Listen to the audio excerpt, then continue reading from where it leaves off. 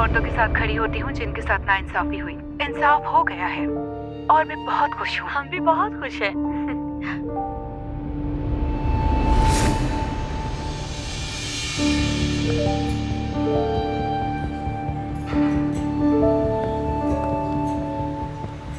दुआ साहिबा। Hello miss, कैसी हैं आप? मैं ठीक हूँ, आप? ठीक हूँ।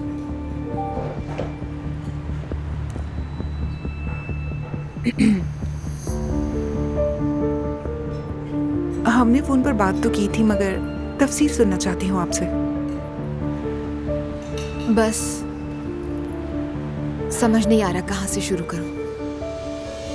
हम यानी असलान और मैं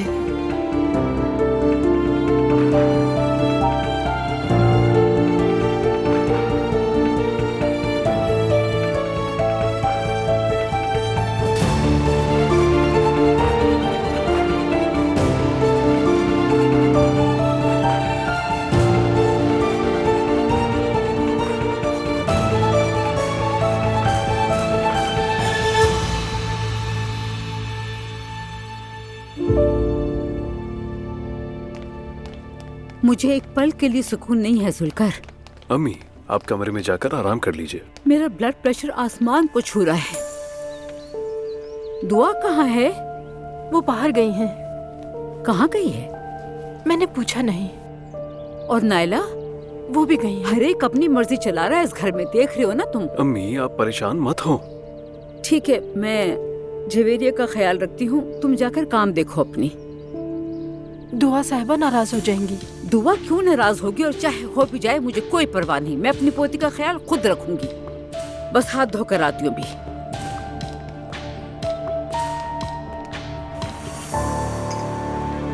अगर ये सब कुछ हुआ था तो तुम वापस उस घर में क्यों गई? जवेरिया के लिए वापस गई।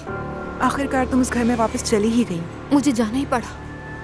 अजलान ने मेरे लिए कोई रास्ता ही नहीं छोड़ा था, मैं और क्या करती।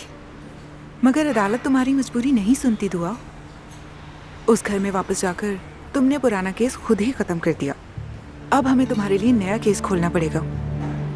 ठीक है, जो भी करना पड़े मैं उसके लिए तैयार हूँ। मेरे साथ जो कुछ हुआ है मैं उसे नहीं भुला सकती। सबसे पहले तो तुम्हें एक मेंटल हेल्थ की मेडिकल रिपोर्ट लेनी होगी। अच्छा ये बताओ, जिस डॉक्टर के साथ मसला हुआ उसके बाद किसी और डॉक्टर के पास क्यों नहीं गई? पोस्ट डिलीवरी हौसला टूट गया था। खुद को पहचान नहीं पा रही थी, दिमाग काम नहीं कर रहा था। और तुम्हारी माँ भी कुछ नहीं कर सकी? उन्होंने क्यों मशवरा नहीं दिया? सब कुछ इतनी जल्दी जल्दी हुआ। उस वक्त मेरी सिर्फ एक ही ख्वाहिश थी कि मैं अपनी बेटी के साथ रहूं। क्या हमने कुछ गलत किया? खैर, जो हो गया सो हो गया। देखो दुआ, मैं हमेशा मुखालिफ के अंदाज में खेलती हूँ।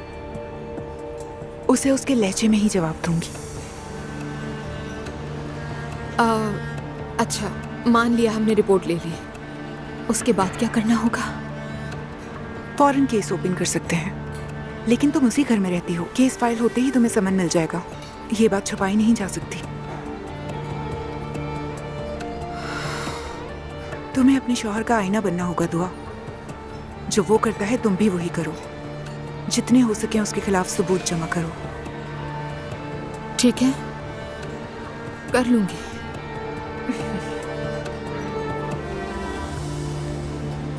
शायद मेरा अंदाज कन्विंसिंग नहीं लगा।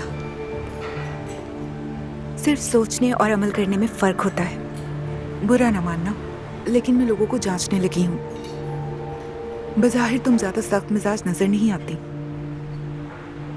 लेकिन मेरा दिल बहुत दुखा है।